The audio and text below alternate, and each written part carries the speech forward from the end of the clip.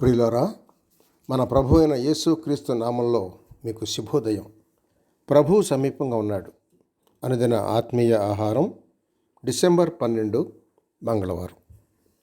నేటి మన ధ్యాన లేఖనం దినవృత్తాంతములు మొదటి గ్రంథం 17వ అధ్యాయం 10 నుండి 14 వచనాలు.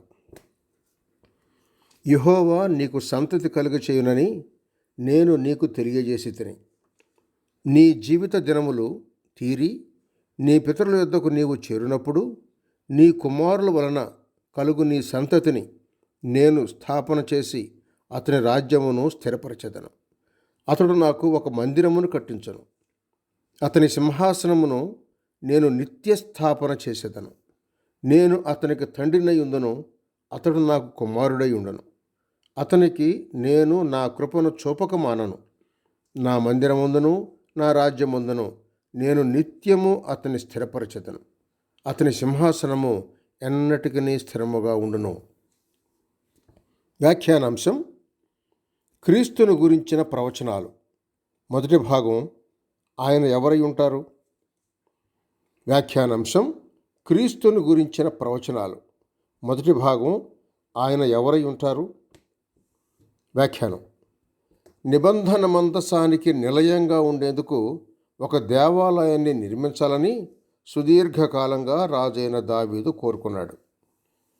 అతని హృదయంలో ఉన్నదాన్ని జరిగించమని మొదట నాతాను ప్రవక్త అతన్ని ప్రోత్సహించాడు. అయితే దేవాలయం నిర్మించాల్సింది దావీదు కాదు అని చెప్పడానికి దేవుడు నాతానును వెనక్కి పంపించాడు. దేవునికి ఒక భిన్నమైన, గొప్పదైన, అద్భుతమైన ప్రణాళిక ఉంది.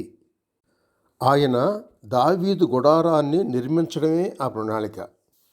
విలువైన ఉపకరణాలతో, మనుషుల చేతులతో నిర్మించబడే ఒక రాజసౌధాన్ని దావీదు కోసం నిర్మించాలన్నది దేవుని ప్రణాళిక కాదు. దేవుడు భవిష్యత్తులోకి చూస్తున్నాడు. తరచూ పునరావృతమైన నిత్యము అనే పదంలో మనం దాన్ని చూడొచ్చు. దేవాలయాన్ని దావీదు నిర్మించకూడదు అనేది దేవుని ఉద్దేశం. అయితే దేవుడు దావీదు సంతానాన్ని స్థిరపరచి అతని అనంతరం అతని సంతానమైన సొలొమోను దేవుని ఆలయాన్ని నిర్మించాలనే ఉద్దేశం దేవుడు కలిగి ఉన్నాడు. దినవృత్తాంతాల మొదటి గ్రంథం 22వ అధ్యాయం 9వ వచనం చూడండి. అయితే ఈ ప్రవచనం అప్పటికి సొలొమోను గురించి ప్రస్తావిస్తున్నప్పటికీ దేవునికి మరెంతో అద్భుతమైన సంగతి మనసులో ఉంది. లేఖనాల్లో ఎన్నో ప్రవచనాలకు తాత్కాలికమైన లేదా తక్షణ నెరవేర్పు ఉంటుంది. అంతేకాదు, భవిష్యత్తులో ఒక దినాన మన ప్రభు అయిన యేసు నెరవేర్చే దీర్ఘకాలిక నెరవేర్పు కూడా ఉంటుంది. దావీదు మరణం తర్వాత సొలొమోను దేవాలయాన్ని నిర్మిస్తాడని ఈ ప్రవచనం నిశ్చయతను ఇస్తుంది. అయితే ఈ ప్రవచనం యొక్క నిజమైన దృష్టి దావీదు నుంచి, సొలొమోను నుంచి, వారి వంశావళిలో చట్టబద్ధంగా జన్మించిన యేసు క్రీస్తుపై ఉంది. మత్తయి సువార్త 1వ అధ్యాయం 6వ వచనం చూడండి. పెంతెకొస్తు రోజు నుంచి ఆయన నేడు దేవుని ఇల్లు అని పిలువబడుతున్న దాన్ని నిర్మిస్తూనే ఉన్నాడు. దానికి జీవము గల దేవుని సంఘం అని, అది సత్యానికి స్తంభం, ఆధారం అని పేర్లున్నాయి.